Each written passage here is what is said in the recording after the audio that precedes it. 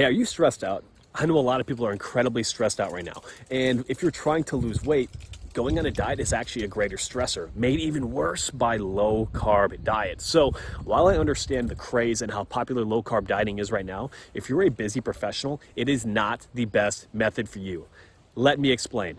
You see, stress is systemic, meaning the stress that you have from your commute at work, from a diet, from being at work, from 2020 and everything else going on, all attacks the same system.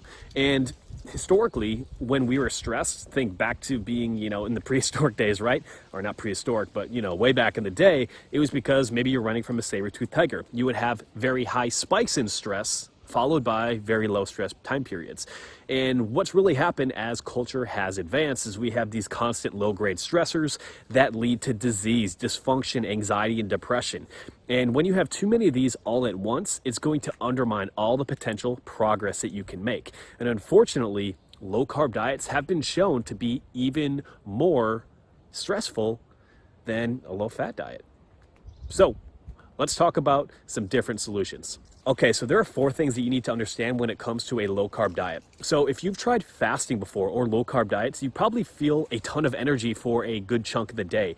And the biggest reason this happens is an increase in cortisol, so your primary stress hormone, also the one responsible for the fight or flight response. So while you might get clarity and a boost in energy early in the day, you might notice you have more anxiety and you're a little bit moodier later in the day. So this can be done strategically, but if you keep cortisol too high throughout the day with a very stressful overall lifestyle and environment, then that cortisol can stay elevated for a long time. Number 2, carbs are crucial for sleep and recovery. Now, obviously, if you don't sleep, stress can be through the roof. You're gonna be more and more likely to give in to cravings, which makes losing body fat even harder, even if you have a great plan.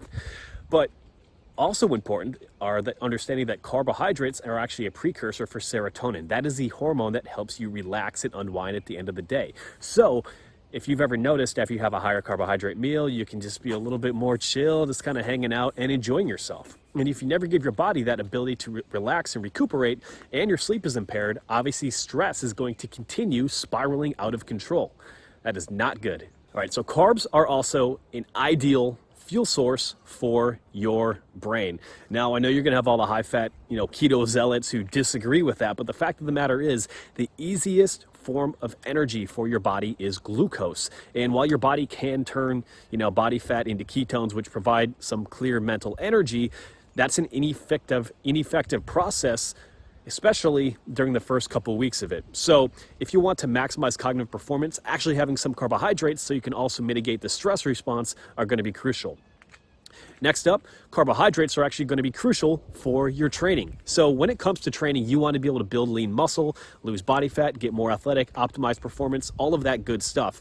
And similar to what your brain can do, while you can turn protein and fats into usable carbohydrates, it's a very ineffective process. So if you want to be able to maximize your performance in the gym, which is going to be, very powerful in terms of helping you build the body that you want, carbohydrates are still going to be the preferred fuel source, unless you're like an ultra endurance athlete. And then 5, I know this is a repeat, but it's absolutely crucial. If you don't have carbohydrates, you're going to have a very difficult time unwinding and relaxing at the end of the day. And if that leads to decreased sleep quality, everything else is going to be compromised, because sleep has been proven to really undermine every aspect of health, from your hormone profiles to your ability to manifest information, understand and consolidate memories, and perform better mentally. So yeah, low carbohydrate diets might be all the craze. They might be, and for short periods of time, they can work. However, if you're an incredibly stressed out person, you have a lot going on, and you want to optimize how well you look, feel, and perform,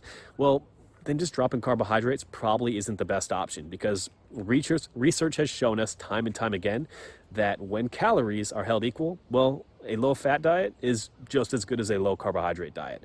So don't focus so much on trying to go low-carb. Instead, find a dietary approach that you can follow consistently that is going to help you create that caloric deficit in order to lose body fat. So if you want a simple, sustainable plan to help you lose body fat and optimize performance, comment lean below, and I'll tell you the next simple step and how we can create that so you can look, feel, and perform your best without living in the gym. All right? Hope you have a great day.